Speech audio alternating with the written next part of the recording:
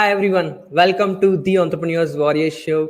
I'm your host Nilesh Jain and I'm super excited, happy to share with you that today we are recording 100th of episode of the Entrepreneurs Warriors Show, and I'm so glad that we are able to achieve this milestone only because of you are continuously listening, and all because all the guests who is joining us, because of their story continuously attending on this show, we are able to achieve this milestone. And I'm super excited to host incredible guest on our 100th episode. He is master at whatever he is doing. He is Emmy award winning designer, director, CEO, and chief strategist of Blind and the founder of The Future. He is a futurist. He is INC 5000 recipient. He have millions of followers and subscriber on all his social medias, Instagram, LinkedIn, and all of the platform, YouTube. And he is a multiple seven-figure entrepreneur. And I'm super excited to host this particular podcast with none other than the legend Chris Do. Hi, Chris. Hello. Good to meet you, Neelish. I'm super excited with you.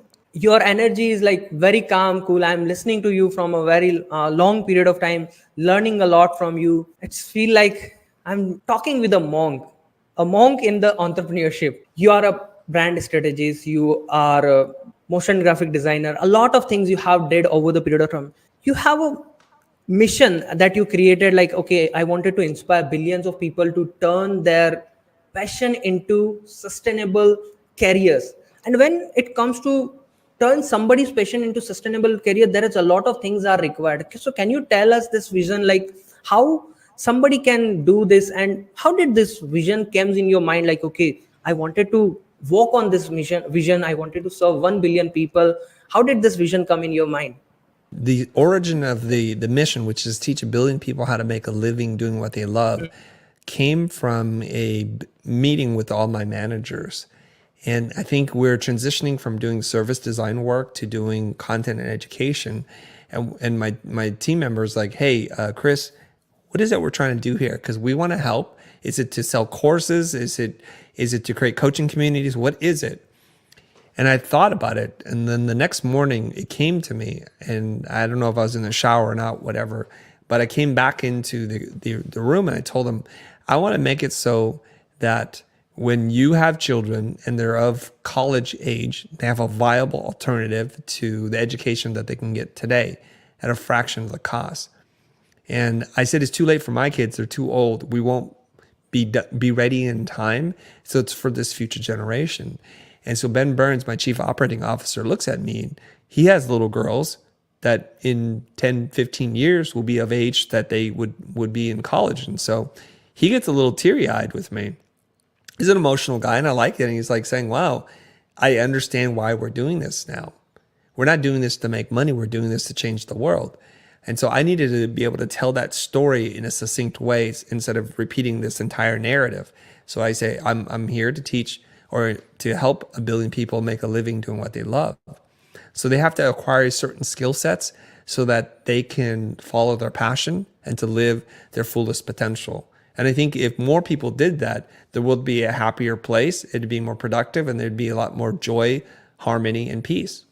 Wow. Man, the thinking behind it is something very powerful, very deep. When you said that, I learned it from my managers, and that's where I decided, like, okay, this is a vision I am developing over the period of time. It's something really inspiring. And being an entrepreneur, everybody have to have some kind of big vision over just a money making thing. That's how they can build a big brand, big businesses, right? And love the thinking you have, right? So you all talk a lot about value based pricing, and this is a topic that you discuss extensively. So can you like explain like how this approach different from traditional pricing models, and why it's beneficial for entrepreneurs to define that, like they have to work on their value, not just their product pricing? The origins of hourly based pricing comes from our long tradition of measuring worth against time or effort. And what we start to realize is that it's a poor measurement of what it is that we do and why we buy anything. The example I like to give to people is when you have a job to do, repair a roof, fix a leaky pipe or a faucet, or to build a garden, you're not really trying to measure this person against time. Because if I don't get the result that I want, taking more time is actually a worse situation for me. Whereas if I get what I want and you do it in less time, it's worth more to me. Here's the classic scenario. Years ago, I think it was around 2006 or 2007, I bought a building. And the building needed to be completely gutted. And we have to put in a shell and a core. We have to revise the roof, put in air conditioning, electricity, and then build out the office. And my contractor said it's going to take about a year to do this. And I was thinking, well, let's not take more than a year, because every month that goes by, I'm paying mortgage on a building that I cannot use. I'm also paying property tax on a building I can't use. So as the project goes in, we also put into the contract, every month or day it goes beyond the specified date that you promised to deliver this, you're going to have to pay me. So there's a penalty clause, and they have to accept that if they want to work with me. Otherwise, I'm going to work with someone else. So in an instance like this, you can see very clearly the incentive is for them to finish, do a great job, but do it on time and keep things moving along. Since I don't know how to build a building, I don't know how to do electrical and plumbing, it's on them to manage the project well, not on me. So if they manage it well, they're going to get paid whatever they bid. And if they manage it poorly, they're going to lose money because they're going to have to pay me for missing the deadline. We can understand that, right? Like, no one wants to pay for a building they cannot use and that they're paying mortgage and taxes on. So I can even incentivize them with a bonus to say, if you finish 3 months early, the money that I'm going to save in terms of being able to use the space, I'm happy to give you some of it. So now we switch into the creative role here. We say like, okay, and it's a weird anomaly that I think grew out from attorneys. Somewhere attorneys switched from billing against the value of a project to hourly billing.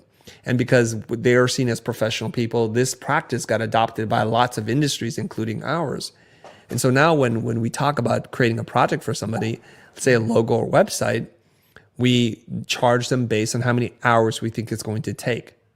And this is a real problem now because it doesn't account for experience, for the X factor of like whether I'm well known or if I've got a long history of doing great work, or if the design is subjectively better than someone else's design. We're just measuring one thing, time. This is why we have to have a different conversation around how to charge for things and not base it on time. Man, there's a lot of things. And even the story, when you share that one story, that is really deep and powerful. If somebody can understand that, they can define like whatever I'm charging, how I'm charging it, and the way I'm charging it. That's a really deep story. And now if we see in the creative world, even if it's come in a designing, branding, creative world, freelancing, entrepreneurship, AI is everywhere. There's a lot of debate about AI, whether it's making people lazy or not. People are going to lose their job. There's a lot of positive around it. There's a lot of negative around it. So what is your take on this? Like, what do you think? Is it really making people lazy, or is it helping them in their business in positive way, in negative way? What is your take on this AI thing?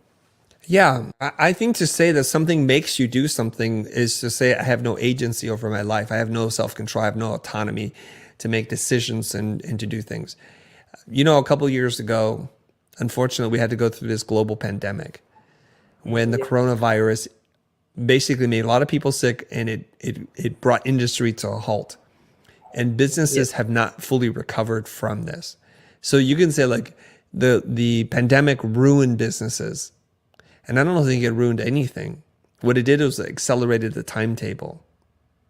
So working in commercial office spaces might have been a thing that its time was overdue. Remote-based working was on the rise in terms of the trend, and it just accelerated it. So once the pandemic hit, we started to switch. Certain companies did really well, and some companies went out of business because they were out of business to begin with. I don't think AI can make you lazy. It can't make you productive. It can't make you smart. It can't make you dumb. I think what it does is it reveals and accelerates this that concept. So if you're a lazy person, you'll use tools to continue to be lazy.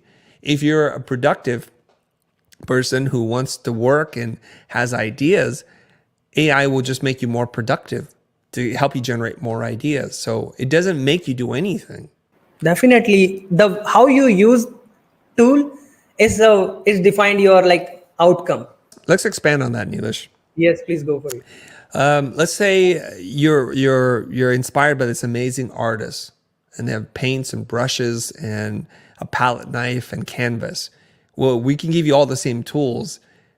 Are you going to be a great artist? Probably not, unless you're already a great artist. Yeah. We can take the camera and the lens from an amazing photographer and the lights and give it to you. Are you going to become an amazing photographer? No, because the tools don't make you. The artist makes the tool. The tool doesn't make the artist.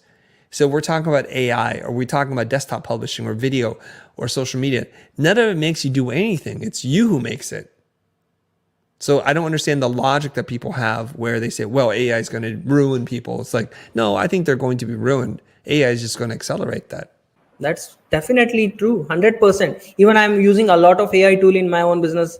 In might be some video editing, some kind of generating graphics, some kind of generating scripts, helping in so many ways, and it is saving a lot of my time. And when you said it helping you to grow your productivity, it's 100% true. Now let's talk about like content creation, personal branding. You are yourself a content creator. You are talking a lot about personal branding in today's world in 2024, like where a lot of competition out there, so many people have a lot of subscriber, a lot of followers. How someone can create or grow their personal brand from scratch? How somebody can build their personal brand? And so if we want to build a personal brand, and I think personal brand is one of the most important concepts in the last 10 years and perhaps the next 50 years, I'm not sure, but if we want to build one, what do we have to do? Well, we have to be able to have something to say.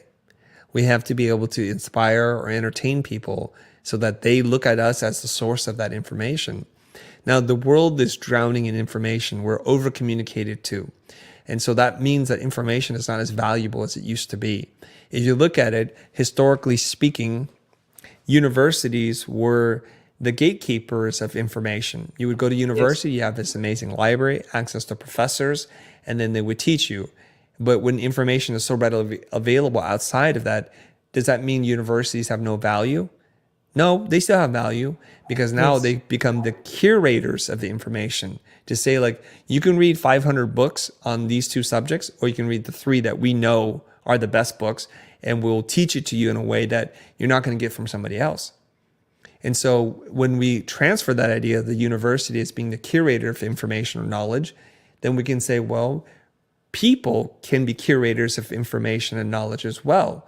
So if you like me, if you like my perspective, like the way I think or the way I communicate, or maybe just the tone of my voice or the way my face is shaped, then you're more likely going to listen to me than someone else. So I've done the work for you. True. I've read the books, I've watched the videos, I've curated it, and I've said, this is what you need to hear or to learn or to listen to at this moment in time. And then you find value in that. And so the person who is able to bring an audience together creates tremendous value for both the audience and for themselves. Because now marketers, advertisers, and companies say, we love the audience, the community that you've built. We'd like to talk to them through you. So then they give you money to talk about the things that you care about. And then we all help each other in that kind of ecosystem. Definitely. The way you adding value in the marketplace, the way you providing information is how you are influencing people. Is it positively, is it negatively? And that's how you are building your personal brand over the period of time.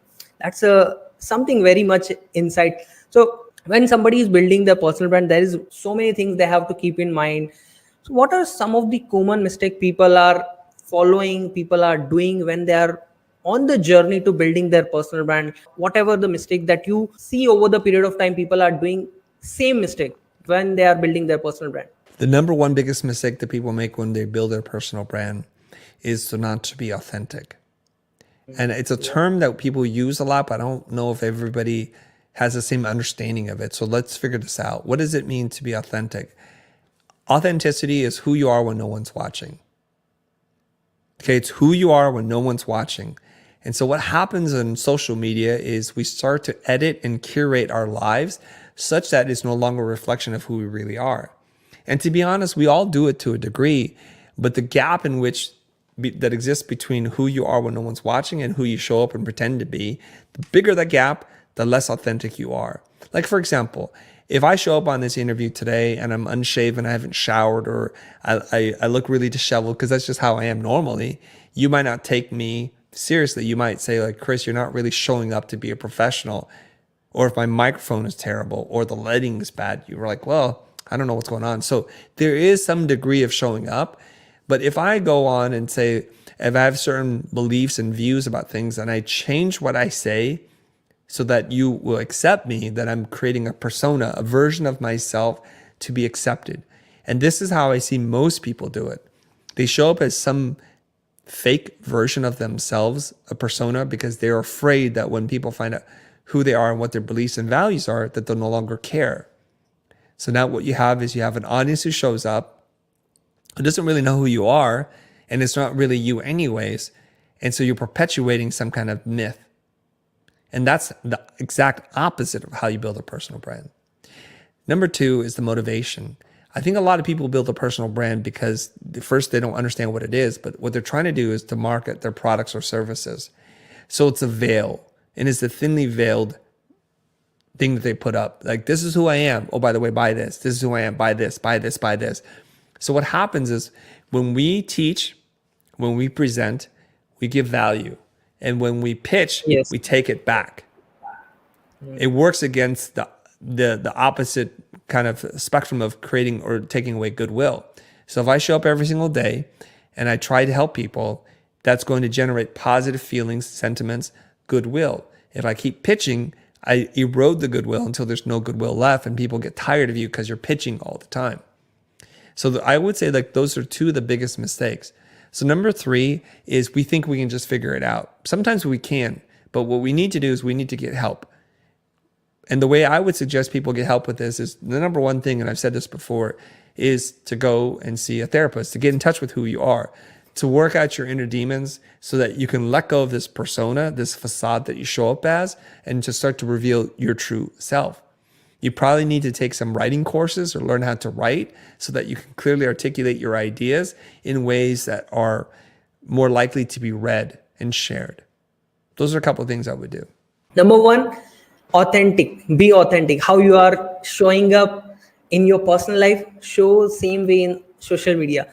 Every time if you are just thinking like, okay, I wanted to pitch this guy something, that's not you are building your personal brand. You are just a money-minded person who is always running behind money. Like, okay, I want to sell this person something and I wanted to get that something from out of them. And third is not asking for help. That I love this quote. Like, if you don't ask, the answer is always no. If you are going to ask, people are going to help you.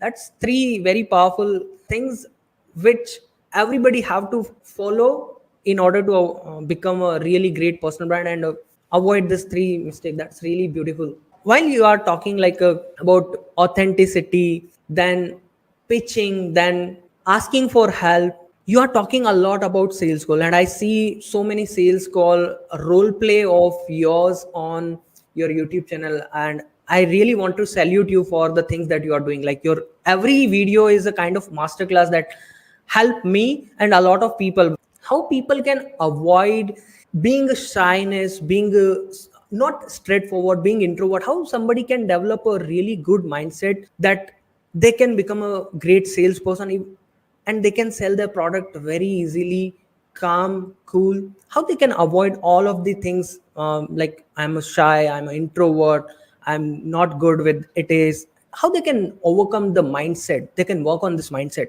Okay. It's very easy. I believe introverts have a competitive advantage over extroverts when it comes to sales. If we think about introverts, what is it that introverts are really good at? Listening, staying silent, Yes. holding space for other people, Yes. and asking questions. Those are powerful skills. And so if we look at what is sales process, it's exactly the same. staying silent, asking questions, and listening. We think we have examples of role models where they're using psychological tools to leverage people, to manipulate them to get a positive outcome for themselves. And we think, well, I don't want to do that. That's disconnected to who I am. And it should be Yes. disconnected to who you are, because it's not a good thing to do. So I find that the most powerful sales process and technique is, number one, to have the mindset of servitude. I'm here to serve the other person. Sometimes I have the answer, sometimes I don't. And I need to be honest about that. And then we have to know that we are not just auditioning for a role, but they're auditioning to be our client. And there's something that Blair Enns says, and he's quoting someone else when he says this, that you are the prize, that the clients have fewer options of people to solve their problem than you have sources of income. But what we do is we enter the conversation and we feel as if we have no power, and we act needy and desperate, when in fact we have lots of power, at least equal amount of power, and to hold this idea that I'm the prize. So for me, even early on when I was a new graduate, I thought, I do something good. In order for me to give you this gift, you have to recognize the gift, and you have to be in a position where you can pay for it. If you can't, I totally understand. If you can't buy it, it's not a problem for me. And so when the clients would ask me a question like, hey, why should I work with you? I'm like, I have no idea. I'm not here to convince you to work with me. If you have a problem that I think I can solve, I'll tell you. If you don't, then I'll tell you also. I'm not auditioning for a role here. And it flips the power dynamic really fast. In fact, I encourage lots of people to try to kill the engagement such that they have to say like, no, I really want to do this with you specifically. Well, fantastic. Let's continue talking.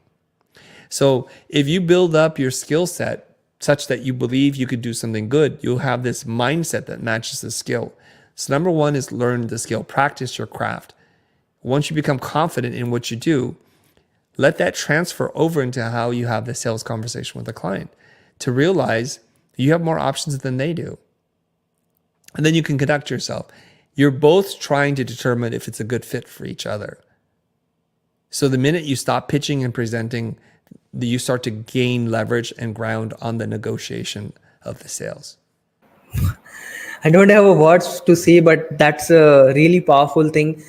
Like, master the craft, and the 10,000 hours learning any skill is something everybody can follow. If they can follow, it can help a lot, right? That's a beautiful thing. When I'm studying about you, you have a 98,000 something on your Instagram in 2019, 98,000 followers, right? And Yep. in 2024, you have over around 1 million followers. It's a 10x growth or more than that. So how did you create engaging content that actually helping you to grow this massively over the period of time? And it's 5 years is the, I don't say it's a very long time. It's just a short period of time where you have achieved this milestone. So how did you approach creating content that help you to grow this level?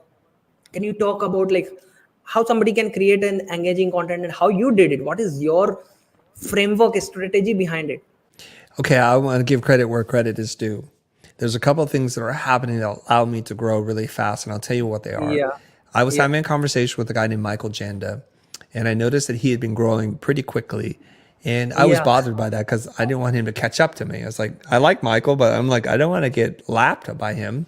And so I noticed he was doing these presentations on Instagram. We referred to them as carousels today, but before I didn't know what they were. It was right at the time when Instagram increased the number of slides that you can include in a post. It used to be 3, and now they opened up to 10. In fact, they're working on opening up to even more slides now, which is a happy thing for me. So what I could deduce from what Michael was doing was he was taking concepts from his book and he was translating them to like these mini keynote presentations. And I was talking to him, I asked him lots of questions about it. And he goes, Chris, you should do this. I'm like, I should do this. In fact, I have at that time dozens, not 100, but dozens, maybe 30 or 40 keynote presentations I've done. And so I would start to convert the keynote presentations into content that could be consumed. there was a real challenge here because when you make content for a presentation, you're talking. But when you're looking at a carousel, you're not doing any talking. So I had to kind of figure out, well, what is it that I was going to say about this slide that I can translate easily? The mistake that I made at the beginning was I tried to teach too much in the carousel, and I think it was mentally fatiguing and just it wasn't working. So I learned the lesson that if you make the content light enough that it's fun and they can move through it and they can learn something quickly, then you've done something good.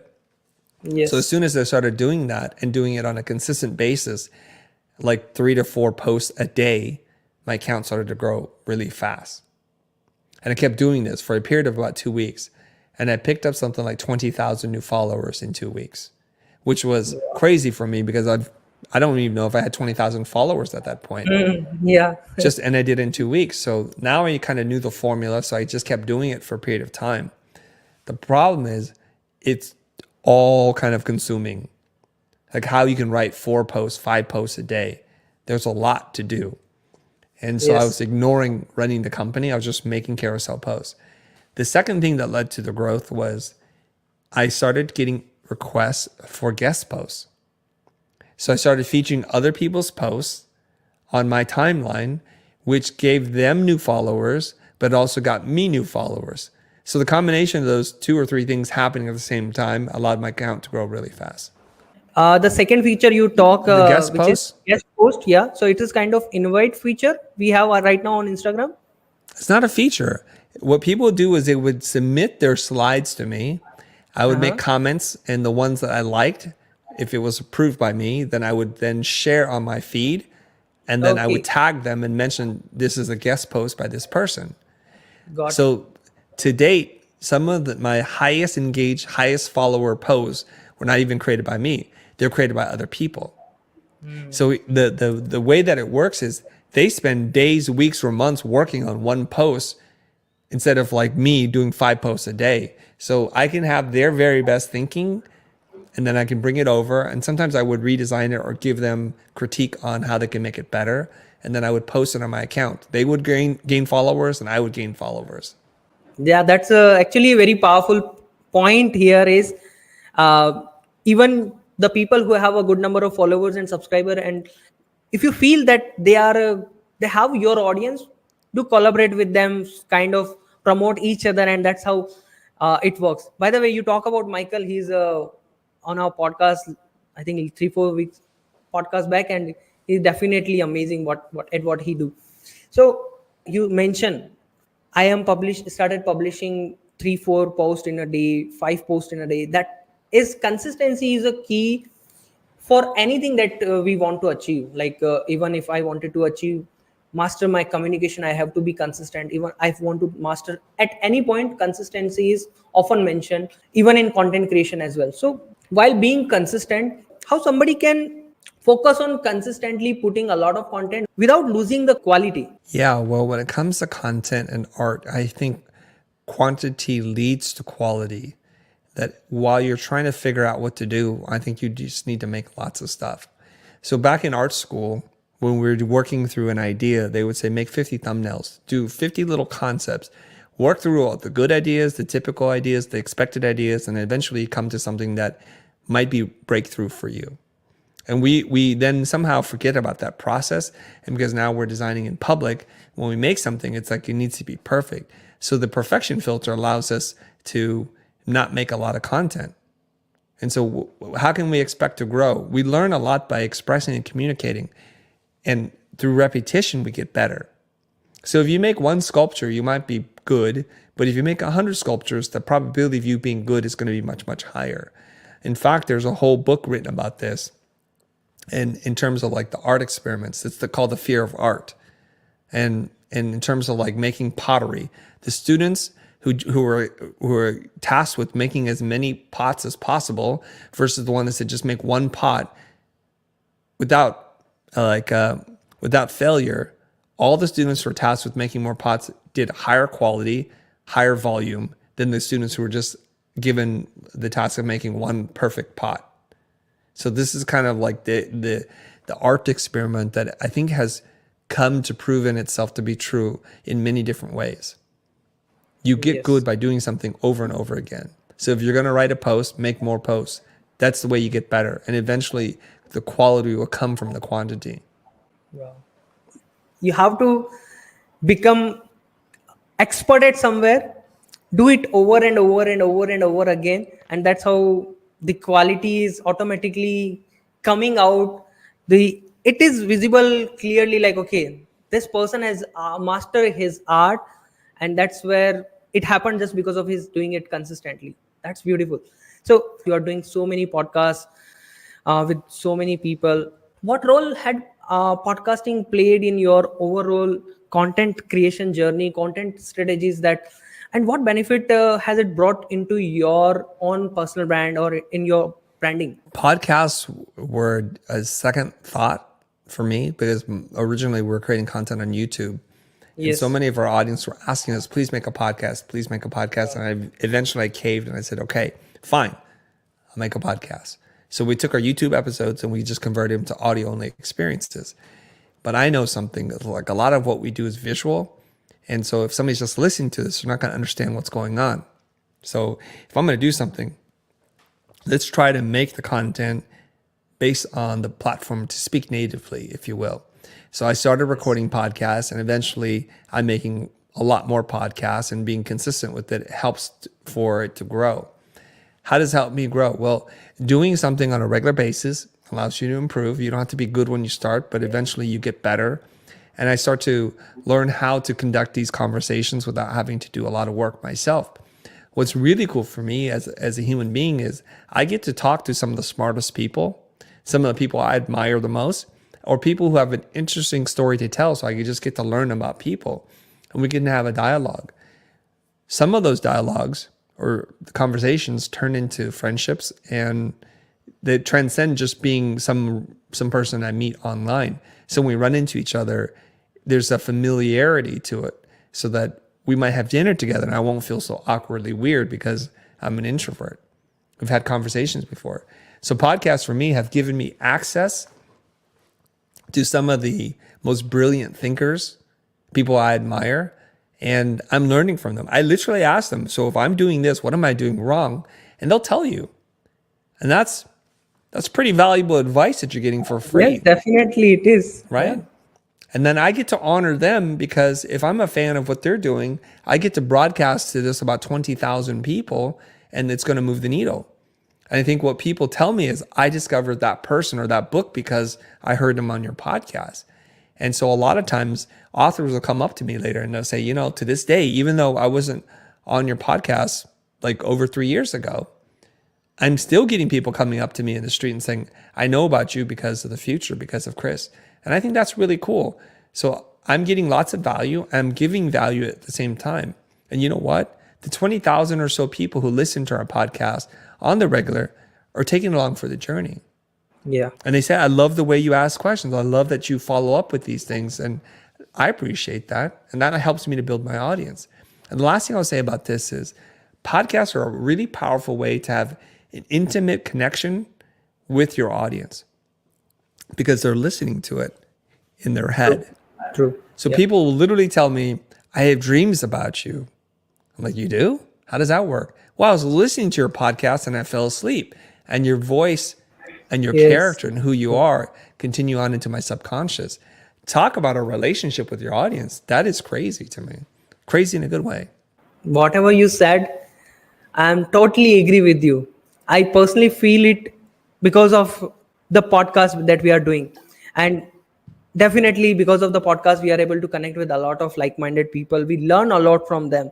You mentioned one very good thing, which is you are asking very good question. I wanted to know your thought process, your back of the mind. How actually you prepare for your podcast, how you are asking questions, what is your thought process whenever you are asking any question to your guest, or how you are preparing for your podcast? Yeah, I used to prepare a lot for the podcast. I used to try to read their book or watch videos or listen to other podcasts, and I write all these notes. And then I found that when I was talking to the person, I could only do one of two things. I could either check my notes or I can listen to them. And so if I'm not listening to them, then I'm looking at the notes and then like, what is the notes telling me? Like, I'm here to talk to you. So I've chosen to go in this more conversational style of interviewing. So I do a little bit of research, like where they went to school, if they have a degree in something, what their major accomplishments are. And then I just have a conversation with them. I forget the questions. The questions are like a safety net for me in case I don't know what to say. But most people that you have on your podcast, if you ask the right question, every answer allows you to ask more questions. And so rather than me going down a checklist of questions, I can just ask one question, and then from their answer, I can generate 3, 5 more questions, which then generate 3 or 5 more questions. And there's no limit to that. I think that's more of the Joe Rogan approach, which is we're going to get together, we're going to have a conversation, and you get to be the best you possible. You don't have to talk about anything specific. This isn't like me trying to grill you. I'm not the IRS or the government. It's not the Federal Bureau of Investigation. I'm just going to ask you a couple of questions. That's a really incredible thing. And definitely, if we just go in the conversation, if we just talk more about the person, like, okay, what is your thing, how you did it. And that's how we actually are able to master this conversation. We actually master this. Okay, that's going to be an incredible podcast. So thank you so much for sharing this incredible nugget. You are in the journey from last so long, right? So you have achieved a lot of success, a lot of fame, but what I am seeing in you is you are very calm, cool, humble, grounded, and focusing on your work. So how does it develop in you over the period of time? Like, my goal is to make impact, my goal is to serve people. We discussed this at beginning of the podcast, but I wanted to understand more, like how you are being very much grounded and humble with having so much success. People are like, okay, I have this much. They are showing off, like they have a lot of the ego in themselves. How you are so much grounded, calm, cool, virtual or digital monk? I think the perception of me being a digital monk or being calm, cool, or stoic, or whatever words you might want to use, is it comes from a place of high self-awareness. Like, I know who I am, I know what I like, I know what I don't like. From the self-awareness leads to self-acceptance. Well, if I can't be different, then I accept this. And if you don't like it, I guess I have to be at peace with that. And I'm okay with that. And then from self-acceptance comes self-confidence, to have this belief that I can solve problems. And I find that people who are really self-confident send out a different energy. They don't have anything to prove to you. They're not trying to gain favor or to act differently around you to make you think differently about them. That they become very attractive because we're attracted to this kind of calm inner peace energy. Conversely, if someone is insecure, like they think they're too short or too tall or too whatever the word might be, they start to overcompensate for that. So insecure people will go out of their way to put people down or to show off or to talk about all their accomplishments. And for a lot of people, it's like, I could see that. You don't have to talk about it. And it's really annoying. So they wind up, instead of attracting people to them, they push people away. It's kind of repulsive. They're repelling people away. I just look at it like, you know what? In my life, where I'm at today, I'm at peace with who I am. If you don't like me, that's okay. If you love me, that's okay. None of it really matters because I know where I stand with myself. And it's something that I would like for more people to experience because it's a wonderful part of the journey when you can find it. I think definitely I love you. The thing that you are doing, it's really admiring, incredible. So to being in the calm, cool position, peaceful mind, what kind of daily routine you are following? You are starting your day with meditation or any kind of daily rituals you are following for that? It might come to a shock to some people, but I don't meditate at all. Okay. And my wife meditates all the time. And so she's deeply spiritual. So she always tells me, stop telling people you don't meditate. Just tell them you don't meditate in a traditional way. And maybe that's what it is. I wake up, I'm happy. I'm mostly happy all the time because I'm grateful to be alive. I'm grateful for all the things that I have, for the opportunities to get to talk to you and other people. So I'm trying to do my best to live 100% in the moment, to be fully present. And it doesn't take a lot of effort for me. So it's like, I'm also not cursed with having so many different thoughts and ideas in my head. I'm a simple person. I have one thought, I have one narrative, one inner dialogue, and that's it. So I think people meditate because they have too many voices and too many different things going on. Luckily, by fate, by chance, by design, I don't have those voices in my head. When this kind of self-awareness is there, you can achieve anything that you are dream of. That's really powerful. But have you ever feel insecure about your success and the fame you have on social media? If you ever feel it, how did you deal with this feeling, like what if I lose it, what if something happened? Did you ever feel this? No, I don't feel insecure about success or fame at Yeah. all. I don't. Yes. I don't really care. To care about these external markers is to say like you're still not accepting of who you are. I think I have a following or I have fans because of who I am. I'll give you an example. I've told this story a couple of times. I was on a Clubhouse call back when Clubhouse was hot. Okay. And Yeah. I have a strong opinion about lots of things, and it can rub people the wrong way. And I'm not trying to hurt anybody. I'm not going out of my way to be malicious. I'm usually pretty careful with my words, but it makes people feel uncomfortable, and that's okay. And says, hey, Chris, I think people misunderstand you, that if you were just to tweak one or two things that you said, I think more people would accept and really appreciate you for the ways that I see you. And I said to my friend, reflecting on the conversation, I wouldn't have said anything different. I said exactly what I needed to say. In fact, I have followers because I say it the way I say it. And trying to change myself to amend the way so I can get more followers or to get more fans means I've lost myself. And I think I will lose the followers. Not that the followers matter, but I am who I am, then the followers show up. The less I am who I am, the fewer the followers are. So am I worried about it? No, because it's a silly number anyways. It's kind of an arbitrary thing. Right place, right time, right person gets followers. What does that matter? I'm more interested in making sure that I show up as myself and I speak whatever it is that's on my mind. And I'm not worried. If Instagram goes away tomorrow, LinkedIn or YouTube, I will still be who I am. I'm not going to think of myself as any less than that, nor do I think myself as more than just because I have more followers. It doesn't affect my internal compass of my inner self-worth. I think this is something everybody have to develop, and definitely when this kind of thinking is enter in human body or human mind, they can avoid any kind of negativity. They can avoid, like, okay, whatever I have, I'm grateful. Whatever I don't have, I'm grateful.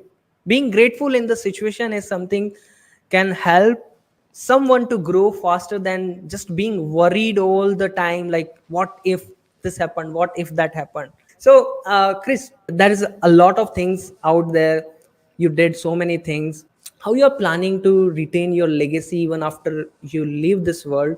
How you are thinking to retain your legacy that you build over the period of time? And that's a legacy that is inspiration for a lot of people, including me. How you are planning to retain it?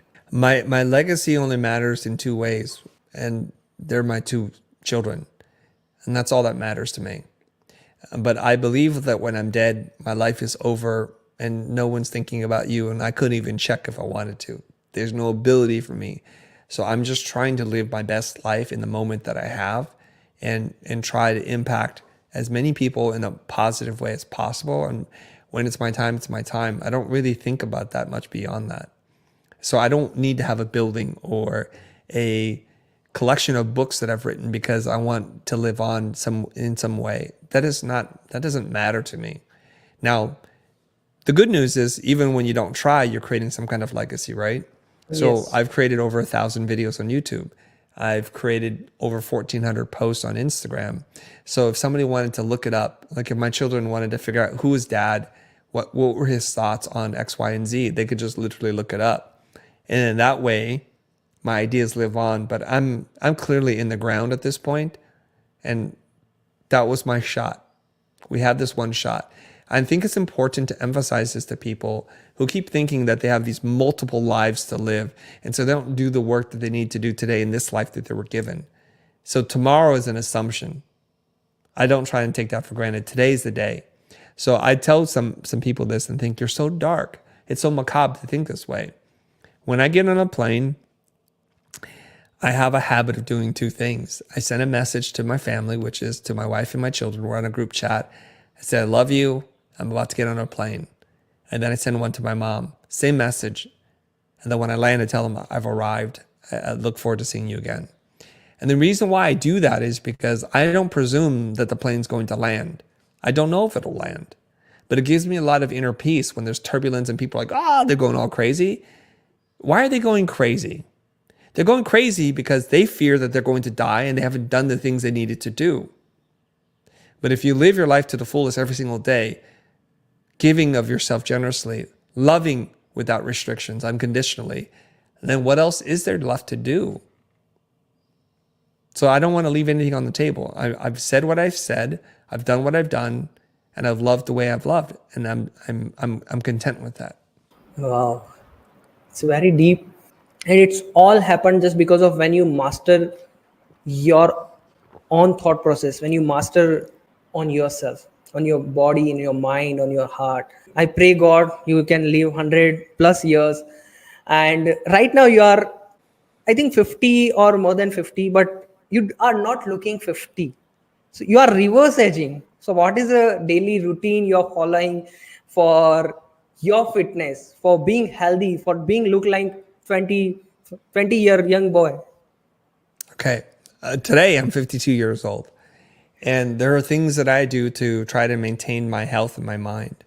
So people don't want to hear these things because they're like, oh, it's just genetics. I think genetics plays a lot in this, but if we take good care of our body, food is medicine, everybody. So when you eat poison, you don't expect to get better, you expect to get worse. So I try and eat natural whole foods. I try to eat as few processed foods as possible. I do love bread, I do love rice, and I try to minimize that. I don't drink any alcohol, I've never have. I don't smoke, I don't do any drugs. And so I'm trying to live this clean life. I'm tired, so I will nap when necessary. And I like to try to maintain some level of physical activity. So I have a home gym, I go for walks with my wife, I go hiking, those kinds of things keep my body engaged. And so I'm just trying to preserve this vessel that I have so that it's in good maintenance. And if you just do that, if you wear moisturizer and sunblock, you don't try to like walk out in the hottest day possible, it's one of these weird things. Like what's necessary for life is also what destroys life. Okay? Things don't live on earth without the sun, but too much sun will destroy you.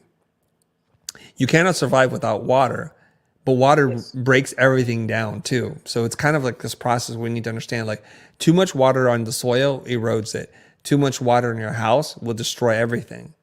So water and sun will break everything down. So we kind of have to like learn to use this in the proper quantity at the proper exposure so that we don't destroy ourselves or the environment that we're in. And I just try to manage that. That's all. And if you want to feel and look young, don't have old ideas. Old people oftentimes hold on to traditions and ideas that don't serve them. They're not as open-minded. They don't have that kind of neuroplasticity that young people have. They've lost some of their curiosity. They live with dogma. And it tends to kind of age you prematurely. And the last thing I'll say is if you're filled with purpose, like if your life has meaning to you, I think you are waking up every day with like extra energy because you want to go do something. If you take away your purpose and your meaning, maybe you don't get out of bed that day. It's really incredible. Talking to you was like I'm talking to someone who is really amazing. I'm talking to my hero, by the way.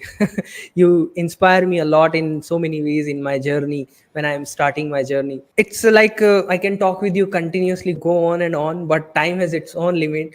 And really incredible. Thank you so much from bottom of my heart for being on my show and sharing your wisdom, sharing your nuggets with us on our 100th episode. It's really a pleasure to host you. Thank you so much. If you have any words for the listeners before we wrap up the show, what's that? I think we unfortunately make too many decisions based on a fear mindset, a scarcity mindset. And if you were just to give yourself permission to go on an adventure, to risk being hurt in terms of love or life, I think the reward on the other side is well worth the risk that you perceive in your mind. And oftentimes, the risk is so magnified in your mind, it prevents you from doing what it is that you want to do. And if you believe this, if you believe you have this one beautiful gift called life, use the gift well. That's it. Beautiful. Thank you so much once again, Chris, for sharing this great analogy, like how you are developing it. And everybody, if you are watching this till this point, please do share your love to Chris. And I'm going to share all of his social media link in the show notes. I'll drop all of the links in the description. You available on Instagram, LinkedIn, where people can connect with you? Yeah, you can find me on almost every social media platform: LinkedIn, Instagram, YouTube, Twitter, X, TikTok, Threads, whatever. I'm at the Chris Do, and Do is spelled D-O. Do. So yes, I'll drop all the links in the show notes. Thank you so much once again for being here on the Entrepreneurs Warrior Show, and really grateful for all of you for supporting me on 100th episode in this journey. Thank you so much. Have a great rest of the day.